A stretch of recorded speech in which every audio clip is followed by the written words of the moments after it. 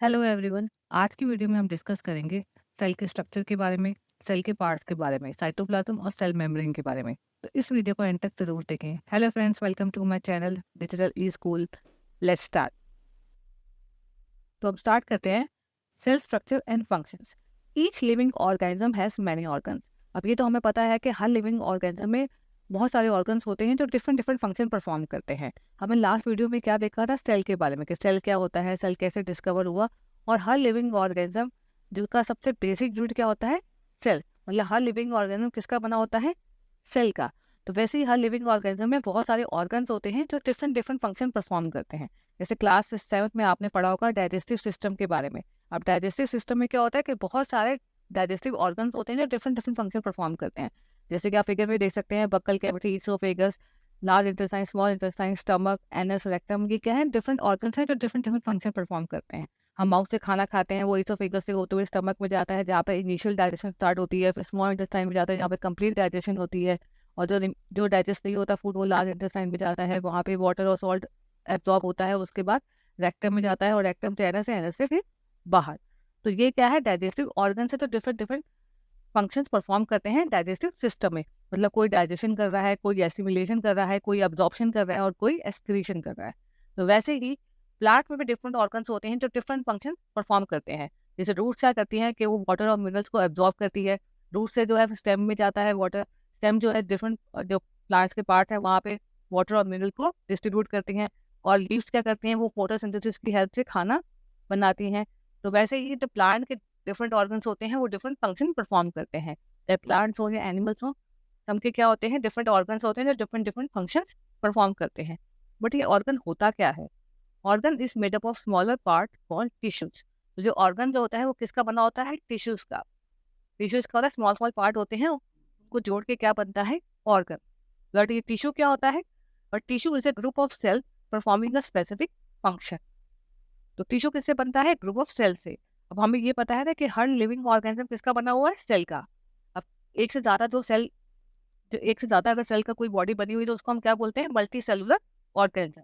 तो जैसे अब ह्यूमन बॉडी है वो ट्रिलियंस ऑफ सेल्स की बनी हुई है। लेकिन इसका मतलब ये नहीं कि हर सेल जो है अलग अलग फंक्शन परफॉर्म करता है। जो ऑर्गेनिज्म जब बहुत सारे सेल्स का बना होता है वहाँ पे जो है सेल्स ग्रुप में काम करते हैं। जो सिमिलर सेल्स होते हैं वो ग्रुप में काम करते हैं। तो ग्रुप ऑफ सेल से क्या बनता है, टिश्यू। टिश्यू से क्या बनता है, ऑर्गन। और ऑर्गन जो है वो स्पेसिफिक फंक्शन परफॉर्म करता है। तो सेल जो है अकेला अकेला काम नहीं करता है। मल्टी सेलुलर ऑर्गेनिज्म में एक एक सेल जो है काम नहीं करता है, वो सेल जो है ग्रुप में काम करते हैं। तो सेल्स का ग्रुप, ग्रुप ऑफ सेल्स को हम बोलते हैं टिश्यू, और टिश्यू से बनते हैं ऑर्गन। और ऑर्गन जो है वो स्पेसिफिक फंक्शन परफॉर्म करते हैं मल्टी सेलुलर ऑर्गन। ठीक है। अब हमने सेल स्ट्रक्चर और फंक्शन के बारे में देख लिया। अब आगे हम देखते हैं parts of the cell. Next is parts of the cell. अब हम देखते हैं सेल के कौन कौन से पार्ट्स होते हैं। Basic components of cell are, जो बेसिक कंपोनेंट है सेल के वो क्या क्या है, cell membrane, cytoplasm and nucleus. ये होते हैं बेसिक कंपोनेंट किसी भी सेल के, cell membrane, cytoplasm and nucleus. अब आगे हम एक एक करके इनके बारे में देखते हैं डिटेल में। सबसे पहले हम देखते हैं सेल मेम्ब्रेन के बारे में। तो हम स्टार्ट करते हैं सबसे पहले सेल मेम्ब्रेन। तो सेल मेम्ब्रेन क्या होती है, the outermost covering of cell is called cell membrane. तो सेल की जो आउटर मोस्ट कवरिंग होती है ना उसे हम सेल मेम्ब्रेन बोलते हैं। जैसे आप फिगर में भी देख सकते हैं ना, जो आउटर मोस्ट कवरिंग है ना सेल की, इसे हम क्या बोलते हैं, सेल मेम्ब्रेन। जो आउटर मोस्ट कवरिंग होती है सेल की उसे हम बोलते हैं सेल मेम्ब्रेन। और ये जो सेल मेम्ब्रेन होती है ना, यही एक सेल को दूसरे सेल से अलग भी करती है। जैसे आप फिगर में भी देख सकते हैं, यहाँ बहुत सारे सेल्स हैं, और ये सारे सेल जो है एक कवरिंग से अलग हो रखे हैं। लेकिन ये सारे सेल जो है एक कवरिंग से, एक पार्टीशन से अलग हो रखे हैं। इस पार्टीशन को हम क्या बोलते हैं, सेल मेम्ब्रेन। मतलब जो आउटर मोस्ट लेयर होती है सेल की, उसे हम क्या बोलते हैं, cell membrane. It is also known as plasma membrane. इस सेल मेम्ब्रेन को हम प्लाज्मा मेम्ब्रेन भी बोलते हैं। Cell membrane is also known as plasma membrane. और जो साइटोप्लाज्म और न्यूक्लियस है, जो मतलब जो दूसरे पार्ट हैं सेल के, वो भी सेल मेम्ब्रेन के अंदर होते हैं। ये देखिए ना, न्यूक्लियस जो है वो भी सेल मेम्ब्रेन के अंदर होता है। और साइटोप्लाज्म, साइटोप्लाज्म क्या होता है, जेली लाइक स्ट्रक्चर होता है, वो भी सेल मेम्ब्रेन के अंदर होता है। न्यूक्लियस क्या होता है, मतलब एक डेंस राउंड कलर का, राउंड शेप का होता है, उसे हम बोलते हैं न्यूक्लियस। एक ही होता है एक सेल के अंदर। और बाकी जो होता है जेली लाइक सब्सटेंस होता है, स्ट्रक्चर होता है, जिसे हम बोलते हैं साइटोप्लाज्म। वो भी सेल मेम्ब्रेन के अंदर ही होते हैं। अब ये सेल मेम्ब्रेन क्या करती है, ये सेल मेम्ब्रेन जो है सेल को प्रोटेक्ट भी करती है, उसको शेप भी देती है। सेल मेम्ब्रेन का क्या काम होता है कि सेल को प्रोटेक्ट भी करती है, क्योंकि आउटर मोस्ट कवरिंग है ना, तो ये सेल को प्रोटेक्ट भी करती है, उसे शेप भी देती है। मतलब एक सेल से दूसरे सेल को अलग भी करती है, उसकी सराउंडिंग से भी अलग करती है, और साथ में उसको प्रोटेक्ट भी करती है, और सेल को उसको शेप भी देती है। अब ये सेल मेम्ब्रेन होती है ना, ये पोरस होती है, मतलब इसके टाइनी पोर्स होते हैं, जिसकी वजह से मटेरियल्स और सब्सटेंसेस जो है वो सेल के अंदर जाते हैं और सेल से बाहर भी आते हैं। It is porous allow movement of substances inward and outward. तो सेल मेम्ब्रेन क्या होती है, पोरस होती है, टाइनी पोर्स होते हैं, जिसकी वजह से सब्सटेंसेस जो है वो मटेरियल जो है वो सेल के अंदर भी जाते हैं और सेल के बाहर भी आते हैं। और ये जो फूड है, ऑक्सीजन है, वो सेल मेम्ब्रेन से अंदर जाते हैं, और जो वेस्ट प्रोडक्ट है कार्बन डाइऑक्साइड, वही यहाँ से बाहर भी आते हैं।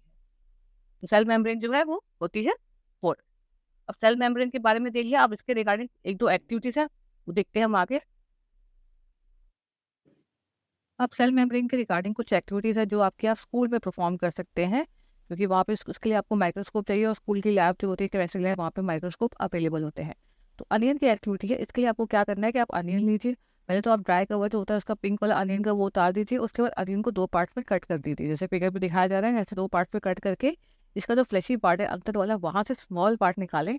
फोर्सेप्स की हेल्प से स्मॉल पार्ट निकाल के उसको ग्लास स्लाइड पे रख दीजिए। लास्ट साइड पे रख दीजिए, उसके ऊपर 1 ड्रॉप वाटर डाल दीजिए, तो वाटर जो है इक्वली डिस्ट्रीब्यूट हो जाए। उसके अलावा अगर आप चाहें तो मिथिलीन ब्लू सॉल्यूशन होता है, जो कि लैब में इजीली अवेलेबल होता है। मिथिलीन ब्लू सॉल्यूशन का आप 1 ड्रॉप भी डाल सकते हैं, जिससे कि आपको सेल्स जो है बहुत और क्लैरिटी से दिखाई देंगे। तो उसको आप स्टेन कर सकते हैं, जैसे पहले आपको लास्ट वीडियो में बताया भी था कि आप चाहे तो सेल्स को डाई कर सकते हैं, जिससे कि वो आपको क्लैरिटी से और क्लैरिटी से दिख सके। तो मिथिलीन ब्लू सॉल्यूशन डाल सकते हैं। उसके बाद उसके ऊपर कवर स्लिप लगा दीजिए। लेकिन जब आप कवर स्लिप लगाएं तो आप ध्यान रखें कि एयर बबल्स ना बने।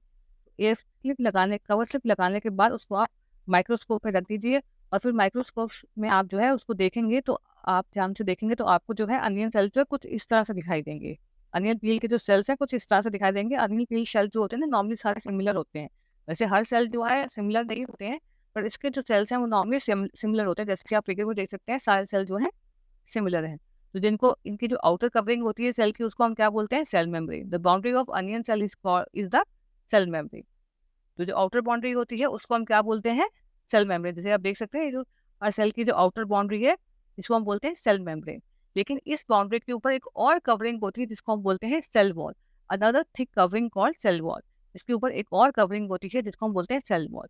जो सेल वॉल है, ये सारे सेल्स में नहीं होती है, लेकिन प्लांट सेल्स में होती है। प्लांट्स को जो है बहुत ज़्यादा प्रोटेक्शन चाहिए होती है, इसलिए इसके पास एक और कवरिंग होती है जिसको हम बोलते हैं cell wall. Plants have another thick layer called cell wall. Cell wall, cell membrane के ऊपर एक और कवरिंग होती है जिसको बोलते हैं सेल वॉल। अब प्लांट को ये प्रोटेक्शन एक्स्ट्रा क्यों चाहिए होती है, बिकॉज प्लांट जो है बहुत सारी वेरिएशंस को फेस करते हैं। जैसे कि टेम्परेचर में वेरिएशंस होते हैं, कभी हाई टेम्परेचर है, कभी लो टेम्परेचर है, विंड की स्पीड कभी हाई है, कभी लो है, कभी एटमॉस्फेरिक मॉइस्चर होता है। अब प्लांट्स एक जगह से दूसरी जगह मूव नहीं कर सकते ना, एनिमल्स मूव कर सकते हैं, ह्यूमंस मूव कर सकते हैं, लेकिन प्लांट मूव नहीं कर सकते। उनको तो ये वेरिएशन फेस करनी पड़ती है, इसलिए प्लांट को एक्स्ट्रा प्रोटेक्शन के लिए उनके पास, उनके सेल के पास एक और कवरिंग होती है जिसको बोलते हैं सेल वॉल। तो सेल मेम्ब्रेन के ऊपर एक और कवरिंग होती है जिसको बोलते हैं सेल वॉल। इसके अलावा आप देख सकते हैं हर सेल के अंदर जो है एक शेप, एक राउंड शेप है, डेंस एक राउंड शेप है जिसको हम बोलते हैं न्यूक्लियस। और उसके आसपास जो है जेल लाइक सब्सटेंस होता है जिसको हम बोलते हैं साइटोप्लाज्म। मतलब हर सेल के 3 बेसिक कंपोनेंट्स होते हैं, सेल मेम्ब्रेन, साइटोप्लाज्म और न्यूक्लियस। सेल मेम्ब्रेन क्या होती है, आउटर कवरिंग। उसके अंदर एक होता है राउंड शेप में जिसको हम बोलते हैं न्यूक्लियस। उसके आसपास होता है जेल लाइक सब्सटेंस जिसको हम बोलते हैं साइटोप्लाज्म। लेकिन प्लांट सेल में एक एक्स्ट्रा कवरिंग होती है जिसको हम बोलते हैं सेल वॉल। अब इसके अलावा अगर आपको किसी और की भी देखनी है, मतलब अनियन के अलावा किसी और की भी देखनी है, तो आप कुछ और लीव्स भी ले सकते हैं, किसी और प्लांट्स की भी लीव्स ले सकते हैं, जैसे कि ट्रांसकेंडिया, एल्डिया, रियो, इनकी भी लीव्स को आप लेके माइक्रोस्कोप के थ्रू उनके सेल्स को आप देख सकते हैं। ठीक है, तो ये तो थी अनियन की एक्टिविटी। इसके अलावा अगर आप चाहें तो ह्यूमन चीक्स होते हैं, जो चीक होते हैं हमारे, उसके सेल्स की भी आप एक्टिविटी परफॉर्म कर सकते हैं। अब उस एक्टिविटी के लिए आपको क्या करना है कि आप एक मैस्टिक ले लीजिए या फिर टूथपिक ले लीजिए। अगर आप मैस्टिक लेते हैं तो उसके टिप को हटा दीजिएगा। उसके बाद आप क्या करें, उस मैस्टिक को अपनी चीक से स्क्रैच करें, लेकिन ध्यान रखें कहीं आपको हर्ट ना हो जाए। तो अपनी चीज को स्क्रैच करें, अपने चीज के चीक्स पे स्क्रैप करने के बाद उसको आप ग्लास स्लाइड पे रख दीजिए। उसके बाद आप चाहे तो 1 ड्रॉप आयोडीन या मिथिलीन ब्लू सॉल्यूशन का डाल दीजिए। उसके बाद कवर स्लिप लगा के माइक्रोस्कोप के थ्रू अगर आप देखेंगे, तो आपको जो ह्यूमन चीक जो है सेल्स वो कुछ इस तरह से दिखाई देंगे। अगर आप मैस्टिक लेते हैं तो उसके टिप को हटा दीजिएगा। उसके बाद आप क्या करें, उस मैस्टिक को अपनी चीक से स्क्रैच करें, अपने चीज के चीक्स पे स्क्रैप करने के बाद उसको आप ग्लास स्लाइड पे रख दीजिए। उसके बाद कवर स्लिप लगा के माइक्रोस्कोप के थ्रू अगर आप देखेंगे, तो आपको जो ह्यूमन चीक जो है सेल्स वो कुछ इस तरह से दिखाई देंगी। ह्यूमन चीक सेल जो है कुछ इस तरह से होते हैं। वैसे ही हर सेल की एक बाउंड्री होती है जिसको हम बोलते हैं सेल मेम्ब्रेन। हर सेल के अंदर एक राउंड शेप होती है जिसको हम बोलते हैं न्यूक्लियस, और उसके आसपास क्या होता है, जेल लाइक सब्सटेंस जिसको हम बोलते हैं साइटोप्लाज्म, जो ह्यूमन चीक सेल्स में आपको दिखाई दे जाएंगे। ठीक है, तो ये थी कुछ एक्टिविटीज सेल मेम्ब्रेन के रिगार्डिंग। अब आगे हम देखते हैं साइटोप्लाज्म के बारे में। Second part of cell is cytoplasm. अब हम देखते हैं साइटोप्लाज्म के बारे में। Jelly like substance present between nucleus and cell membrane is called cytoplasm. जो जेली लाइक सब्सटेंस होता है न्यूक्लियस और सेल मेम्ब्रेन के बीच में, उसे हम बोलते हैं साइटोप्लाज्म। तो मैंने आपको पहले ही बताया ना, ये जो सब्सटेंस जेली लाइक सब्सटेंस होता है हर सेल के अंदर होता है, उसे हम बोलते हैं साइटोप्लाज्म, जो सेकेंड बेसिक कंपोनेंट होता है किसी भी सेल का। अब साइटोप्लाज्म के अंदर ना बहुत सारे ऑर्गेनेल्स होते हैं। Various structure present in cytoplasm of cell are called organelles. बहुत सारे स्ट्रक्चर प्रेजेंट होते हैं इसके अंदर, जैसे कि माइटोकॉन्ड्रिया, गोल्जी बॉडीज, राइबोसोम्स, और भी बहुत सारे जो है ऑर्गेनेल्स प्रेजेंट होते हैं साइटोप्लाज्म के अंदर, जिसके बारे में आप डिटेल में स्टडी करेंगे आगे जाके। फर्दर क्लासेस में आप डिटेल में स्टडी करेंगे, बट फिलहाल के लिए आपको इतना जानना है कि साइटोप्लाज्म के अंदर बहुत सारे ऑर्गेनेल्स होते हैं, जैसे कि माइटोकॉन्ड्रिया, गोल्जी बॉडीज, राइबोसोम, बहुत सारे होते हैं। ठीक है, तो ये हो गया साइटोप्लाज्म। अब न्यूक्लियस के बारे में हम देखेंगे नेक्स्ट वीडियो में।